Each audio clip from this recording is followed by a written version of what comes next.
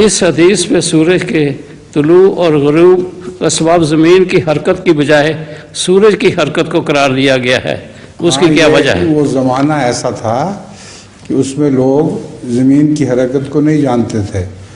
قرآن کریم میں اگرچہ بڑی قطعی طور پر یہ لکھا ہوا ہے کہ زمین حرکت کر رہی ہے، مگر وہ زمانے کے مطابق بات کرتے تھے رسول اللہ صلی اللہ علیہ وسلم۔ اس زمانے میں اگر یہ کہا جاتا کہ زمین حرکت کرتی ہے سورج نہیں کرتا تو اس سے بہت کفر پھیل جاتا، اور مشرکین بھی تھے اعتراض کرنے والے، اور صحابہ کو بھی اس بات کی سمجھ نہیں آنی تھی۔ اس لیے آن حضرت صلی اللہ علیہ وآلہ وسلم ہر شخص کے عقل و فہم کے مطابق کلام کیا کرتے تھے، ایسی بات کی جو ان کو سمجھ آ سکتی تھی۔